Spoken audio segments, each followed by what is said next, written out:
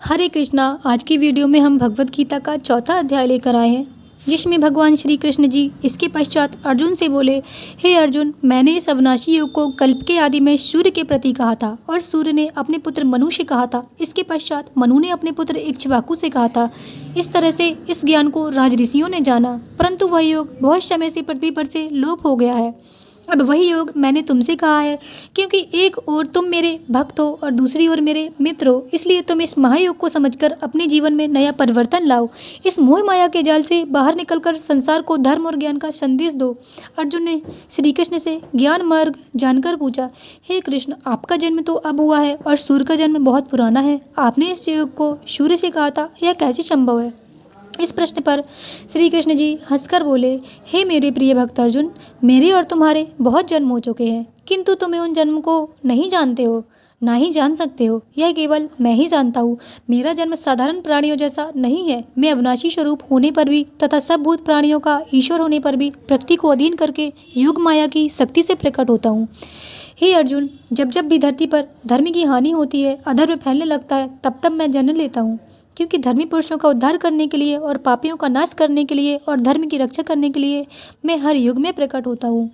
इसलिए अर्जुन, मेरा जन्म और कर्म अलौकिक है। इसलिए जो पुरुष ईश्वर को जानता है वह शरीर को त्याग कर दोबारा जन्म नहीं लेता है। पहले भी राग, भय, क्रोध, मोह से दूर रहकर बहुत से लोग मेरी शरण में आकर अपना जीवन सफल कर चुके हैं।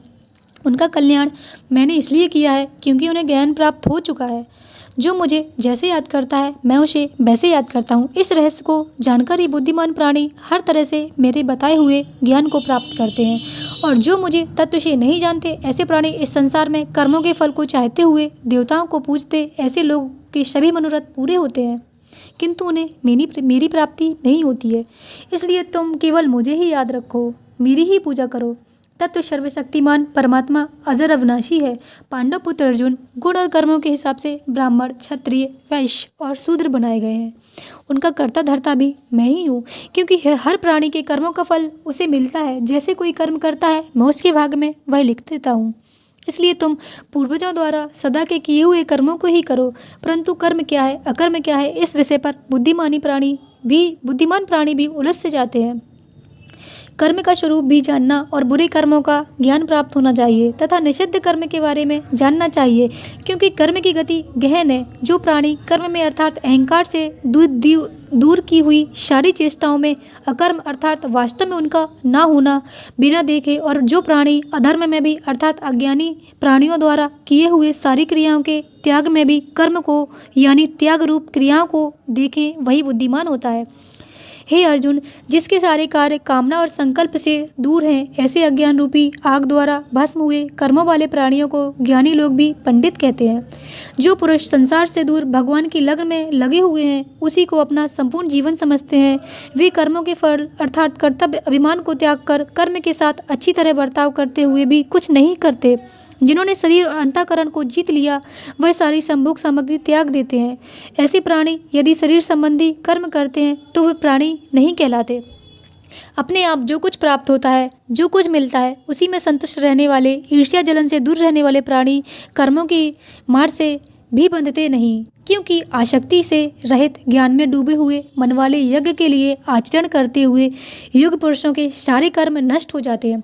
यज्ञ के लिए आवरण करने वाले प्राणियों में से कोई तो इस भाव से यज्ञ करता है कि अर्पण भी ब्रह्मा है और हवन करने योग्य द्रव्य भी ब्रह्मा है।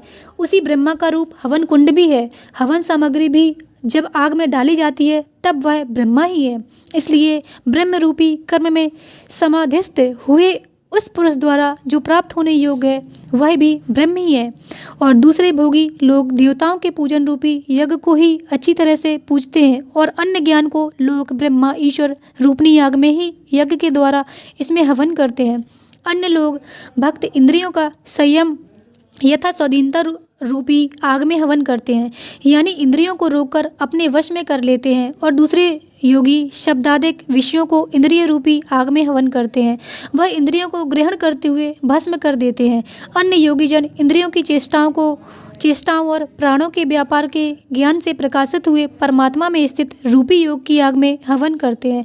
अन्य कई प्राणी ईश्वर को अर्पण बुद्धि से लोक सेवा में द्रव्य लगाने लगते हैं, वैसे ही कई प्राणी सर्वधर्म पालन करने वाले और यज्ञ करने वाले हैं। इनमें से कई प्राणी ऐसे भी हैं जो कई प्रकार के यज्ञ करने वाले हैं। दूसरे कई प्राणी अहिंसा व्रत करके भगवान की पूजा और शास्त्रों का अध्ययन करके ज्ञान रूपी यज्ञ करते हैं।